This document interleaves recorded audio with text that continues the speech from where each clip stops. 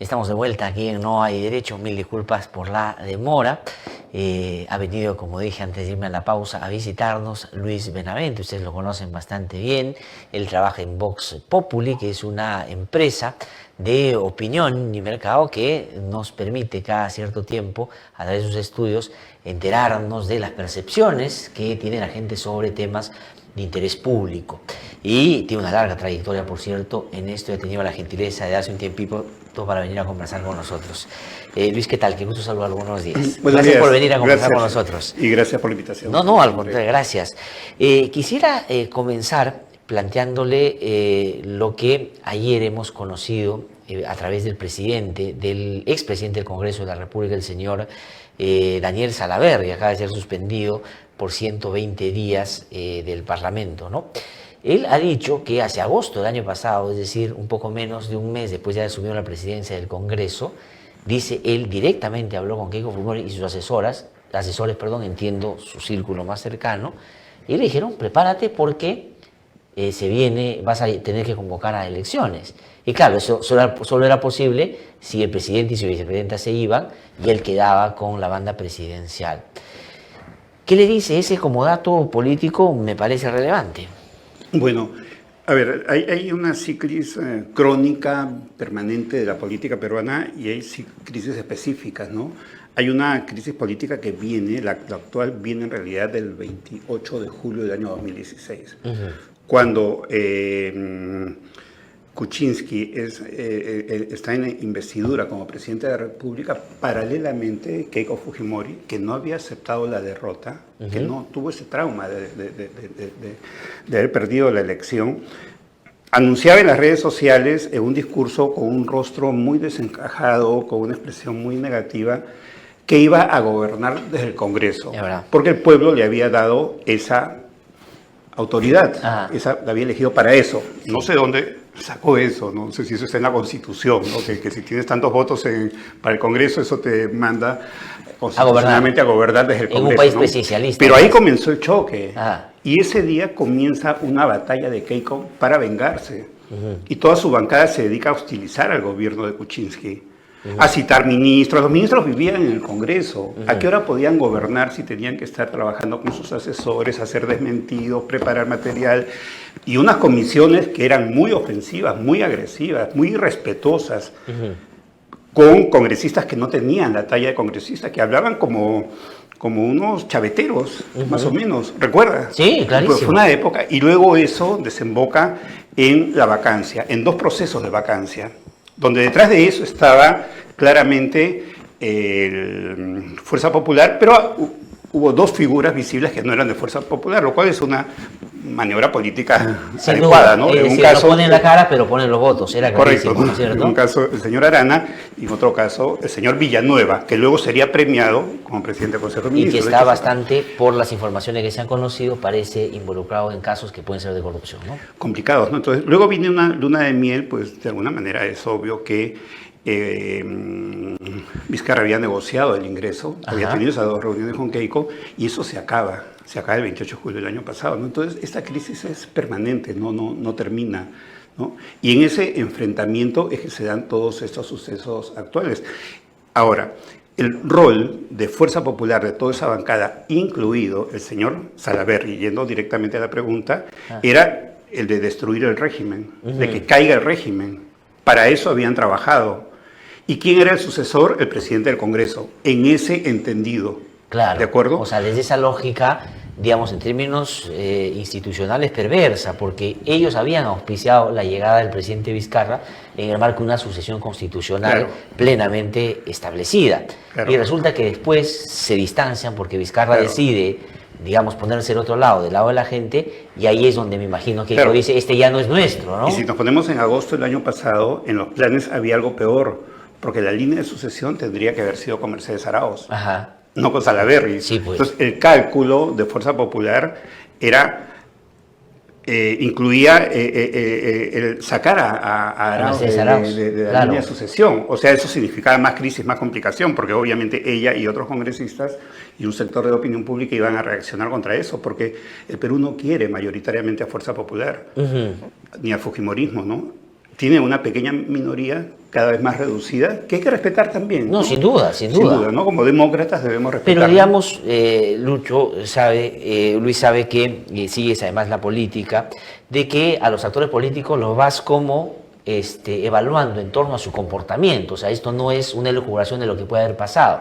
Los hechos y las acciones de los políticos los van caracterizando en términos de lo que son y cómo proyectan eso que son, ¿no es cierto? Hoy día puede estar pasando lo mismo, es decir, eso que en su momento fue con Salaverry puede estar a la base de lo que le han dado al señor Olaiche en términos de la presencia y haberlo elegido presidente del Congreso por su discurso, por la manera como ha venido desarrollándose estos días. Claro, lo que pasa es que, a ver, en una época hay vamos a ver rápidamente para ir directo, hay un Kuczynski culposo que empodera al Congreso. Luego viene un Congreso culposo que ha saboteado la democracia y allana las cosas a Vizcarra. Ajá. Pero ahora los dos están fuertes, o creen estar fuertes. Ajá. Entonces es como esas peleas de sumo, ¿no? De los japoneses que están así enfrentándose, haciendo fuerza uno frente al otro. ¿Uno qué tiene? Uno tiene la vacancia. Están preparando cosas muy claramente para que llevan a la incapacidad moral, a ese tipo de argumentos, ¿de acuerdo? Sí, ¿te parece que claramente están caminando hacia eso? Claro, ¿no? Bien. Y el otro que tiene, la cuestión de confianza. Ajá. Pero los dos tienen una carta sobre la mesa, clarísima. ¿Quién gana quién? Ajá. Ahora, si entras al cálculo político y al realismo, hay una cosa, la sartén del mango la tiene el Ejecutivo. Ajá. El Ejecutivo ¿Por qué te parece? ¿Por qué? Porque tiene más respaldo popular, porque tiene a las Fuerzas Armadas, porque tiene más capacidad ejecutiva, porque tiene más influencia, porque puede actuar a través de la SUNAT de inteligencia financiera, porque tiene mucho respaldo en los medios de comunicación, etcétera, etcétera, etcétera. Ajá. Más fuerza política hoy tiene ese Ejecutivo que paradójicamente no tiene bancada. ¿Por qué? Pues. Sí que hablamos de ese enfrentamiento, ¿no? No, y hablando, por cierto, para que eso no se malinterprete, desde una lógica de realpolitik, de una lógica de política real. No es que estamos auspiciando de las Fuerzas Armadas, no, sino en términos reales, lo que el presidente como ejecutivo tiene un manejo mayor, un margen de maniobra mayor en términos de defender una postura que además es constitucionalmente... Eso es fáctico lo que dice, es un hecho, ¿no? Sí. El Congreso que tiene un enorme desprestigio. Sí, pues. Hay congresistas muy destacables, muy notables, no voy a mencionar nombres, pero institucionalmente y muchos congresistas están desprestigiados, son una vergüenza para el país, nadie los quiere, ¿no? Y están muy sintonizados ese sector con los sectores políticos más vinculados con las mafias que han actuado en el caso Odebrecht. Sí, pues. Entonces, cuando se mezcla, digamos, esa manera beligerante y confrontacional de relacionarse con el Ejecutivo a los avances de las investigaciones de Odebrecht, que incorpora a los líderes políticos de estas agrupaciones, claro, la beligerancia aumenta de una manera superlativa y desde ahí es donde han venido actuando en los últimos tiempos. Correcto, y uno de esos sectores está contaminado por la mafia, por la corrupción, ¿de acuerdo? Y ese sector que más defiende, curiosamente, la institucionalidad del país, el no adelanto de elecciones. Esa es la paradoja, ¿no? Porque por un lado se llenan la boca de institucionalidad, de respeto a la Constitución, y efectivamente, por lo menos en algunos, hay un vínculo directo con casos de corrupción que seguramente lo que están buscando es tratar de evitar sigan avanzando porque puede de pronto parecer un tema bajo lo que ha de salpicarles más claramente todavía. Pero claro, ¿no? De repente el objetivo puede ser, y la política también, lamentablemente, y realistamente y fácticamente, es el arte de la especulación. Ajá. Entonces cualquiera puede pensar que ahí el intento es contener las investigaciones fiscales. Sí. O sea, ¿cuánto de error, de pecado hay en Vela, en Pérez? Que pueden tener errores, no digo que no, es más, podría yo señalar algunos de ellos ahora mismo siendo objetivo, ¿no? Sí. Pero ¿cuánto de interés de ocultar la corrupción hay en esos ataques a los fiscales? Claro, porque esto es, digamos, un asunto que se trata de disfrazar de debate constitucional, se trata de disfrazar de ideología, se trata de disfrazar de puntos de vista disidentes que no están siendo bien procesados en una sociedad democrática, cuando en realidad es un planteamiento plagado de intereses, es decir, quienes están detrás de la postura de que las cosas se queden como están, lo que no quieren es perder el control justamente de estas cosas.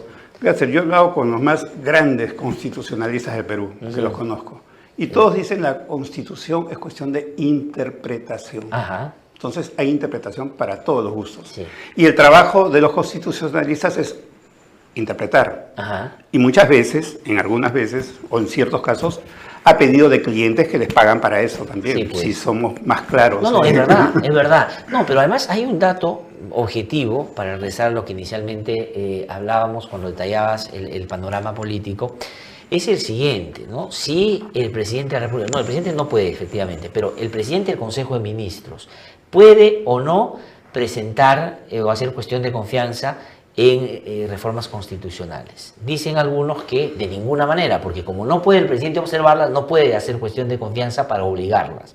Pero resulta que en el último paquete, lo hemos conversado la última vez aquí contigo también me parece, de reformas, hay dos que son reformas constitucionales. Es decir, la última confianza que le dieron a Del Solar incorporan dos reformas constitucionales. Claro. Y cómo en ese momento sí era posible y hoy día ya no es posible. Y ahí no había constitucionalistas que digan que no era posible, ¿no? Y han establecido jurisprudencia en el tema, ¿no? Sin duda. Y es más, si uno quiere seguir en el razonamiento perverso de este sector que dice que el presidente podría terminar preso si hace cuestión confianza en materia constitucional, pues tendrían que ir presos todos los que votaron por la última, que tenía dos. Claro, para acompañar al presidente en Piedras Gordas. Pero da la impresión cuando lo plantean estos constitucionalistas que hubiese un debate, cuando el asunto es clarísimo. Es más, otra cosa que también he escuchado a mis amigos constitucionalistas, es que detrás de las discusiones constitucionales lo que hay son temas políticos, no es meramente constitucional, hay temas políticos. Ahora, por eso la Constitución es la Constitución política del Perú, así se llama, es decir, resume aquellos lineamientos para una convivencia fácil, pero que además en épocas excepcionales tiene que anteponerse, digamos, salidas que puedan ser también excepcionales dentro de la ley, por supuesto. Correcto, dentro de la ley. Y son salidas políticas, básicamente políticas, porque lo que requiere el país es mejorar su política, que los políticos se pongan de acuerdo, que conduzcan una salida a este país. La política está afectando ya la economía, ¿no? Entonces, la búsqueda de soluciones políticas no es ningún disparate, ¿no? Sí. Simplemente hay un enfrentamiento demasiado fuerte en el tema, pero yo creo que no se está yendo hacia caminos de solución al asunto, que es lo grave, ¿no? Sino que el enfrentamiento sigue cada vez mayor y esas tensiones cuando aumentan pueden terminar muy mal. Ahora, pero también se está buscando, y esa es la pregunta que quiero hacerte, tú lo has dicho, que sí hay una voluntad de generar un escenario de vacancia, pues planteando algunas acciones de hostigamiento sobre aquellos que ellos entienden son los responsables de su desgracia política, digo, de la precariedad de los partidos políticos. Ahora están detrás de las encuestadoras. Ahora resulta que si tú te bajas a las encuestadoras, ¿qué cosa? ¿La gente va a dejar de pensar lo que piensa? O sea, digamos, que irracional, como en su momento la ley contra los medios de comunicación, policía estatal, le quitamos y ahora van a ver cómo... Y el tribunal tuvo que desecharlo. Bueno, yo escuché la argumentación del señor Becerril en el tema de las encuestadoras y realmente no dio ningún argumento sólido. Es más, nosotros no hacemos encuestas políticas, hemos hecho encuestas de otro tipo sobre sostenibilidad, sobre el futuro, sobre los medios digitales. No, hay una muy buena que acaban de sacar en Caretas, que no sé si es el inicio de algo que van a hacer más permanentemente. Es la segunda encuesta sobre el futuro. Sé, pero entonces eso van a ir haciendo... una encuesta anual sobre la sociedad del futuro. Muy interesante. Porque queremos ver el Perú más allá de la menudencia política. De acuerdo. Pero por cierto, quienes hacen estudios sobre esto, creo que es valiosa la información, como cada peruano tenemos la opción de hacer caso o no hacer caso, leer o no leer encuestas y decir lo que... Pero, a ver, las encuestadoras ganan cuando el señor Becerril las ataca. Porque el señor Becerril está muy desprestigiado, entonces si una persona con mucho prestigio, un tigresote, un capazote, un tromezote te ataca, carambas, te golpea, ¿no? Sí. Pero el señor Becerril está muy desprestigiado, muy cuestionado, con procesos judiciales, penales, está muy complicado, no tiene credibilidad, entonces yo no sé dónde está ese sustento. Las encuestadoras que den sus explicaciones, por cierto, tienen que hacerlo. Sí, pues, pero es claramente un interés de generarle un problema a quienes entienden son los responsables de los problemas políticos que ellos tienen. Si uno va a la calle, es claro que la gran mayoría de peruanos quiere adelanto de elecciones, la gran mayoría de peruanos está en contra de la mayor parte de congresistas en el país. Eso es una realidad, pero eso no es invento de las encuestadoras, esa es la realidad. Ahora, pero tampoco han sido objetadas, inclusive no han sido objetadas por los constitucionalistas vinculados al fujimorismo o al aprismo. Lo que ellos discuten es la posibilidad de la cuestión de confianza, pero no el adelanto de elecciones, que es una salida constitucional que, como hemos hablado, Luis, ya en otra oportunidad, hasta les conviene a los congresistas, ¿no es cierto? O sea, es decir, si ya estamos en el escenario que la gente no nos quiere, salgamos a decir que nos vamos a desprender, pese a que consideramos que puede haber este y otro problema, porque lo que queremos es... No, se aferran y eso es peor para ellos. Es como que vas a una fiesta donde te invitan, pero en un momento dado el anfitrión te mira feo. Bueno, retírate, pues algo has hecho, por algo te están mirando feo, ¿no? Claro. Yo creo que lo honroso es retirarse, lo honroso es dar el paso al costado, lo honroso, si tienes tanto cuestionamiento, es dar el paso al costado. ¿Por qué no optan por una situación más honrosa? ¿Qué cuesta? Ahora, pero ¿hacia dónde va la salida? Porque el presidente de la República está con el apremio del tiempo. Si entre esta semana y diría a mitad de la siguiente no toma una decisión por la cuestión de confianza o el Congreso no aprueba la reforma constitucional en un primer momento, ya no sirve para nada, porque finalmente los plazos ya no se pueden modificar. Porque abril de 2021 también está a la vuelta de la esquina, ¿no? Sí. Entonces, ¿cómo ves hacia dónde va? El presidente se ha reunido hoy día con 5 bancadas, pero son bancadas que de alguna manera ya han expresado su punto de vista a favor, pero que ahí no está el problema está que del otro lado, si se repitiese la votación para el presidente del Congreso, tiene por lo menos 77 votos en contra. ¿Cuál es el objetivo político del presidente, del gobierno? Yo creo que el presidente se fortalece con esto siempre, porque sintoniza políticamente con la mayoría de peruanos. Como no tiene bancada, como no tiene respaldo político, como no tiene partido, su respaldo está en la opinión pública. No digamos la calle, porque la calle no es exacto, es la opinión pública, es el respaldo popular, el respaldo social. Y eso le da popularidad a él. Yo creo que con eso él gana, por lo pronto. Ahora, ¿por qué en la discusión más política no hay que confundir la calle con la opinión pública? Porque hay algunos que dicen, oye, para los niveles de indignación que hay, se supone en la gente, las marchas que han sido importantes no han sido lo suficientemente importantes que puedan canalizar ese malestar. ¿Por qué, digamos, sí hay que hacer la diferencia para entender que el actor es, digamos... Muy buena pregunta, gracias. Creo que la opinión pública es toda la ciudadanía. Hablamos de ciudadanía, hablamos de derechos políticos que tenemos todas las personas mayores de 18 años y emancipados, que son una pequeñísima minoría, legalmente en el Perú, jurídicamente, constitucionalmente, ¿no? Esa es la opinión pública que tiene divisiones, que tiene opiniones, que tiene puntos de vista, que tiene objetivos, que tiene anhelos, que tiene frustraciones y que hay que hacer caso, porque la democracia, decía Sartori, es democracia de opinión pública. Eso es la democracia, ¿no? La calle no, porque la calle es un segmento físico a donde pueden concurrir unos cuantos y la calle tiene conductas diferenciadas, depende de cuán articulada está. La calle del 97 al 2001 fue fundamental en la historia del Perú, no solo en la destrucción del régimen de Fujimori, que finalmente fue la calle, ¿no? Pero no era la calle, es más, yo creo que está mal dicho que es la calle, era una alianza de la calle con partidos políticos y los medios de comunicación. Sí, pues. Entonces era una alianza y esa alianza hacía que la calle se movilice, pero la movilización de la calle en el marco de esa alianza es diferente que una calle que está sola.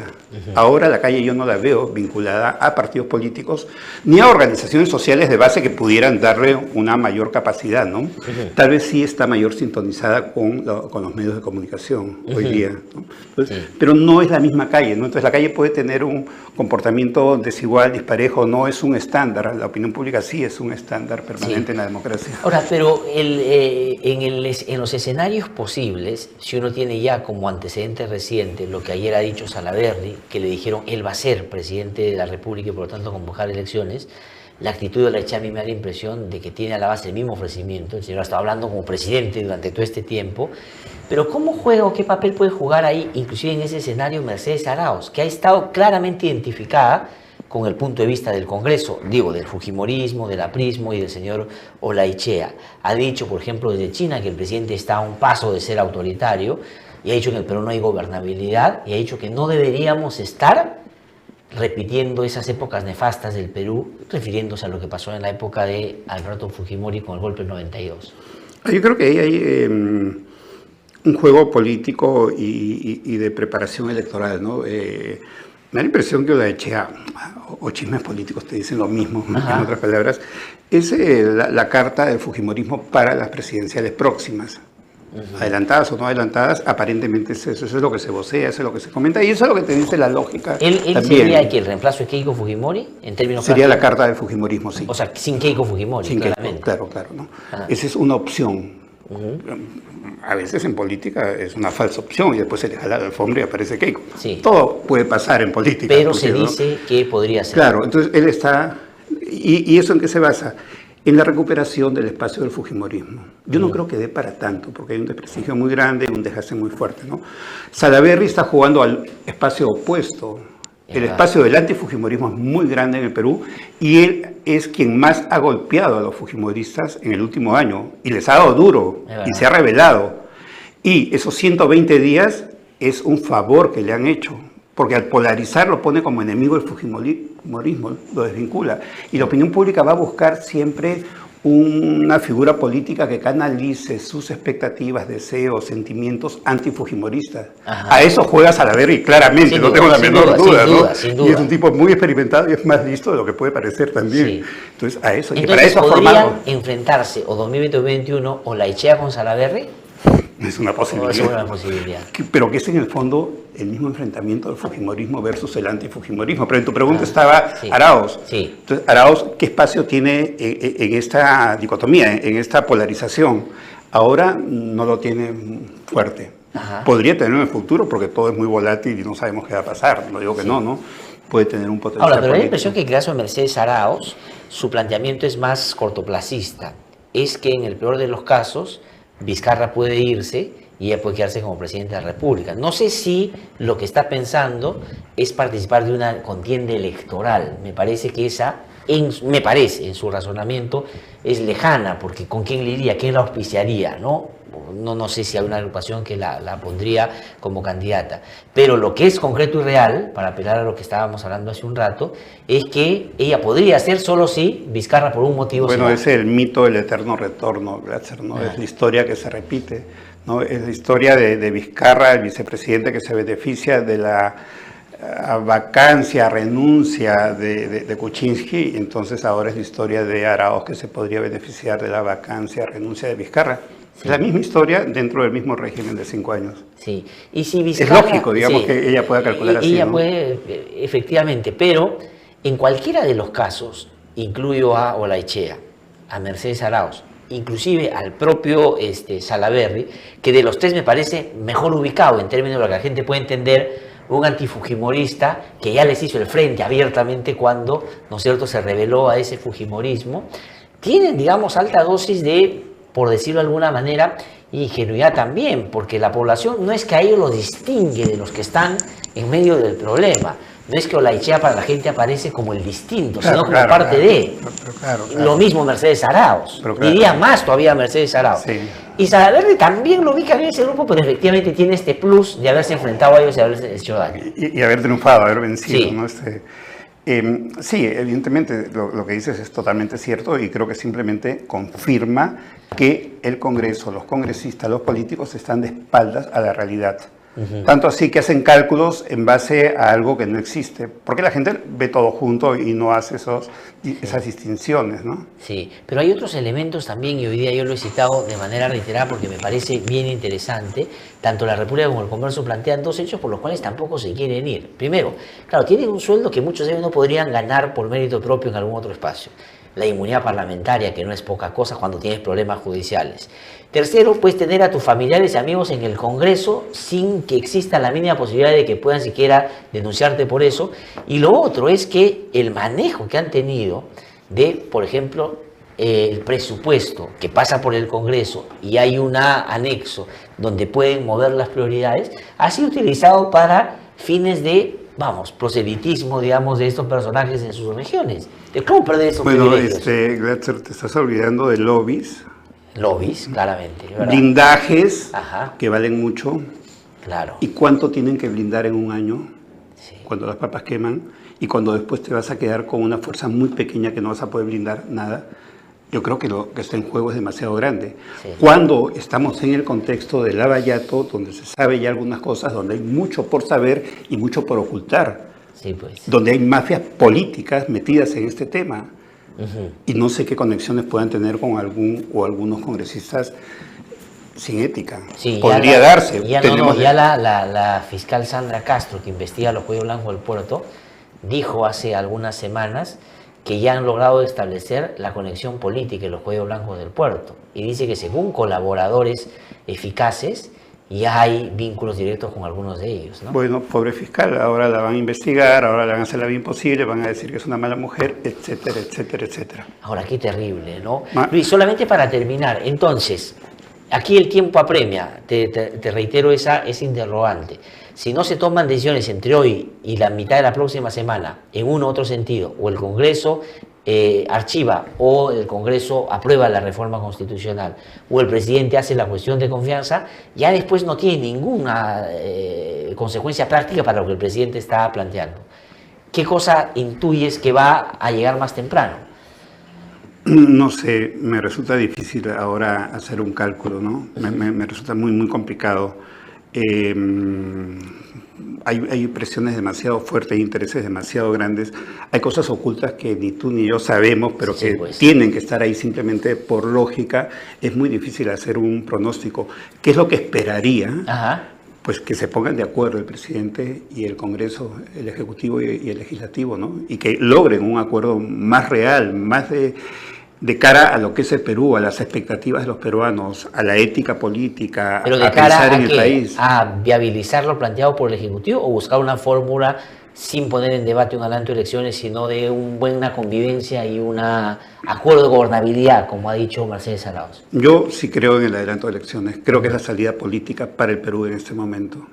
Sí, pues, y ahí está, vamos a ver qué pasa. Y creo que muchos peruanos, en la opinión pública, en las élites, en el sector, en los sectores políticos, en los medios de comunicación, coinciden con esto. Creo que somos mayoría quienes pensamos esto ahora, y no es que hemos enloquecido por destruir la Constitución, es que queremos un Perú mejor también. No, y los que no están de acuerdo no están de acuerdo con el adelanto de elecciones, ojalá su posición fuera genuina de defensa al sistema democrático y a la ruptura institucional, sino más bien está plagado de una serie de intereses justamente para que las cosas no cambien y sigan conviviendo en ese tumulto. Y que actúen un poco más democráticamente, ¿no? Yo considero que mi opinión política es muy modesta, es una sencilla opinión de contribución al análisis en el Perú.